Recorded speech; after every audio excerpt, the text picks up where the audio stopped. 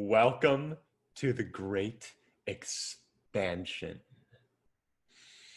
With every contraction, the rule is that there will always be an expansion greater than the contraction that follows.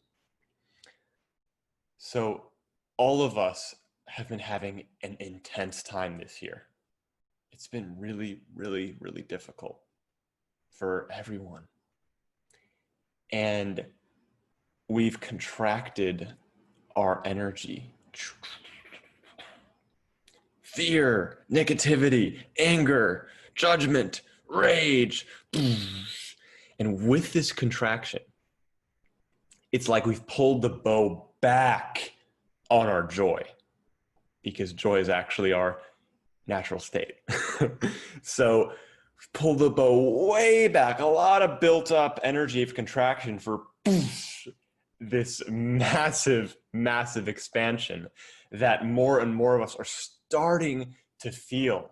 And it's like, for me, I feel that I'm coming up for air, and it's glorious because this year has been a massive contraction and the expansion is just as big.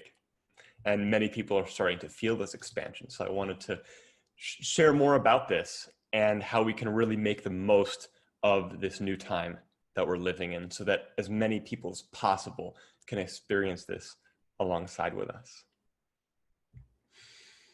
So this contraction is actually necessary in the birth of what we're birthing here.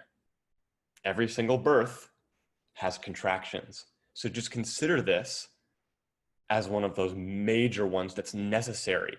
Every diamond has a lot of pressure to create the diamond. So all of us have basically signed up to become diamonds, whether we know it or not, and it's happening. So with this contraction that we're having, we are collectively birthing a new reality onto this planet in a very practical and tangible way that is going to be completely new. And it's going to be a world where everyone thrives, everybody. And we're seeing a lot of collective anger, where some of us have been thriving a lot more than others. And collectively, we're saying that that's done.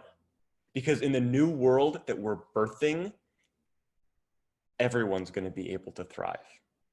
That's the big picture. And another thing about this new world is that every single one of us carries a sacred piece of the puzzle. It's not like one person is going to be this genius that understands the whole thing. No, no, no. Everyone carries their own gift to the party. So I'm carrying mine, you're carrying yours. Every single person has theirs, and it's a matter of activating our gifts so that when we do that, more and more and more of us do that, oh, hey, we're in this new world that we're dreaming of already, because it's already here. It's just a matter of aligning with it and aligning with the people that are in alignment with that. And a big part of that is allowing yourself to contract when it's happening. And here's the thing. This year has been so intense for us. And the ones of us who have actually been staying with how we feel and practicing that, even when it's really hard, we're starting to experience the fruits of that. Because if we can stay with how we feel, truly how we feel, instead of ignoring it, bypassing it, suppressing it, repressing it, the whole range of not staying, then the contraction actually goes deeper and it lasts longer, because we're not partnering with it. We're not aligning with the movement of energy that just wants to happen. So if there's a lot of fear that's coming up, the tendency can be to try to avoid it or to go into our head. because that's our idea. Maybe the fear will go away if I don't feel it. It don't work. That doesn't work. So with all this contraction, it's about staying, oh my God, how do I feel right now? And allowing ourselves to feel deeply, whether we need to cry, whether we need to yell or scream or whatever it is that we need to do to let the energy, the emotional energy move through us. We can stay with that, and then we can stay with the expansion because the energy just wants to move. When we avoid it or suppress it, it gets stuck and creates all kinds of nastiness. So let it move. And so those of us who've been moving the energy, we're starting to really expand. So it's so important to stay with you throughout all of this, because the more you stay with you, the more you'll actually be able to stay with others, which is very, very important. And with a 100% commitment to love, we will make it through anything. I just want to make that crystal clear. 100% commitment to love. That means that everything that is not love will come up and show itself its not so pretty face to you. And guess what we do? We love that. We love everything inside of us and in others until it all just becomes love. And it might sound cheesy, but I've found in my own direct experience that it really works. And it's miraculous. It's truly miraculous. So never underestimate the power of love. Never underestimate it. And the idea is to fully commit to it. Not just you. When we all 100% commit to love, guess what?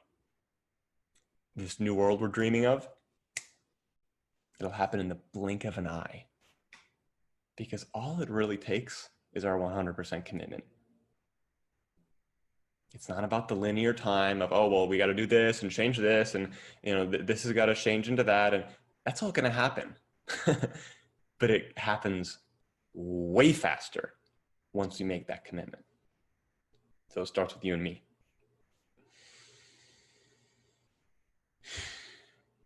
Many people who are not consciously processing and moving through their emotional world, like the first quarter century of my life, because I wasn't really taught that, and same with almost everybody.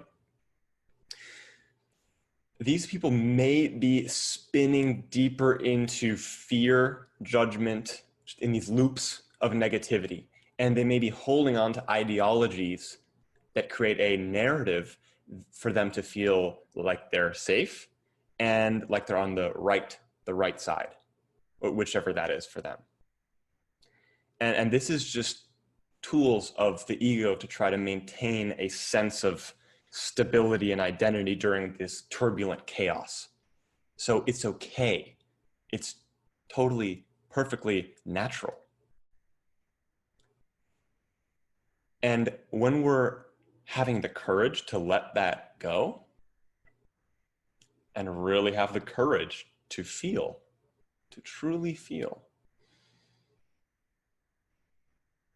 then we can be there for others who may be in these fear, judgment, negativity loops, and actually just stay in our sovereign state, in our compassion, in our humility, and in our love, so that they can remember what's in them that reflects that. Because who they really are is not the ideological, fear-based, judgment, negative person. That's not their truth. That's not their essence. That's nobody's essence. That's just the crap that we take on. So having compassion while not meeting them in that level of reality is important. Because if we meet them, if someone's hurling judgments and negativities and all of it, if we go meet them in that, that doesn't serve anybody. In fact, you just went, you just contracted. So the idea is to do the work and it's really play if we really surrender to it, even though it's still intense. It can be a playful experience, like, oh, hey, what's up, anger? Come on in. Like it's possible. So when we do this and transmute and alchemize our emotional experience, then when we see that, we can stay in the state that we've attained in that moment. And with deep compassion, connect with them and have them open up, and we can open up, and it's just a beautiful experience of connection, which is really what heals so much of this negativity and this disconnection, this loneliness that is so rampant in our society. So when we can do this, then they start to remember, oh, because you're reflecting a mirror back to them, a very clear mirror of what's possible inside of them.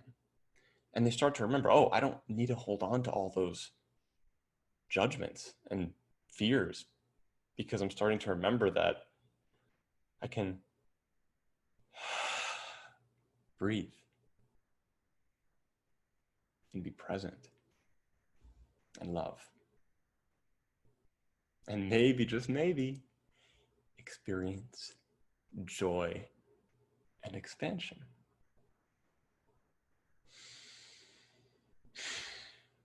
So everyone at this time is required to take their seat on the bus. Everyone needs to get in their seat. And we can call it a magic school bus. It's the bus that's taking us to our new reality of deeper love, expansion, connection, joy, and purpose. And we all have a specific seat on this bus. Sometimes we try to sit in someone else's seat and it just doesn't really feel aligned. So when we're sitting in our seat, yes, it just feels right. And a lot of us are really starting to discover and own and use our multidimensional gifts and abilities. Things that humanity has had for thousands of years that we've been suppressing to one level or another. And in some societies, they really let it all come out and play, a lot of ancient ones. And right now, modern day, we're starting to emerge back into our greater awareness of what we're really capable of.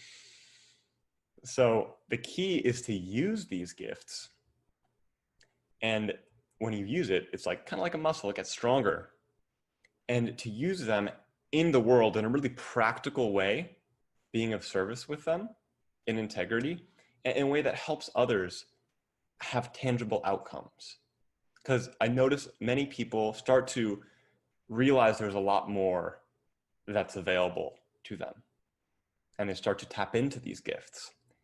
And then they kind of just go into some other dimension with them for a bit. And that's okay. You know, I've definitely done that. And the idea is to come back here, kind of like the hero's journey. You come back to the village that you left from, and you come back, and then you really start to help people and serve them in a practical and a tangible way while integrating and using these multidimensional abilities. And so the key to all of this expansion I'm talking about is staying in your heart. So often, our mind tries to take control, especially when we're scared. If we're scared, it's like, mind goes, I'm not safe. What do I do to control this experience? I need control. And we all do this, and it's okay. And the key, though, you're not going to get a miracle with that. You're just not. The key is staying in your heart, even when it's difficult, even when your voice shakes, even when you're triggered. That's the key. Stay in your heart. This has been such a journey for me. And it's all the more amazing having gone through everything that I required going through to be able to stay in my heart. And no, I'm not always in my heart, but more and more because I'm 100% committed to love. And I choose to love my experience no matter what it is. So if I have experience of shame, hatred, anger, whatever it is, I choose to love my experience. And we're not taught how to do this, so this is a rewiring of our pathways. It's like, oh, I can love guilt. I can love despair and grief. Really? Yeah, you can. So just be aware when your mind tries to take over and run the show. A side effect of this may be that you may not be feeling as joyful if your mind is running the show. You may feel contracted. So that's just a thing to be aware of. So if you start to feel more joyful, being more in your heart, you're like, oh, that's right. I can return here. This can be my home. Because the mind's got intelligence. It certainly does. High intelligence. And yet the heart has access to infinite intelligence. So finite intelligence, infinite intelligence. Something to reflect upon.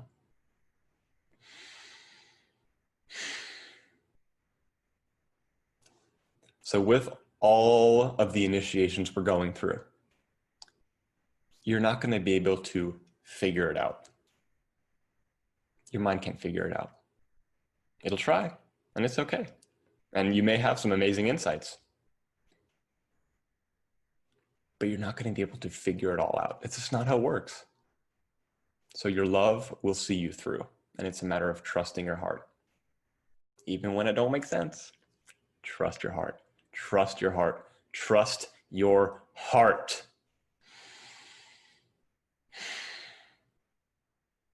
This transmission is complete.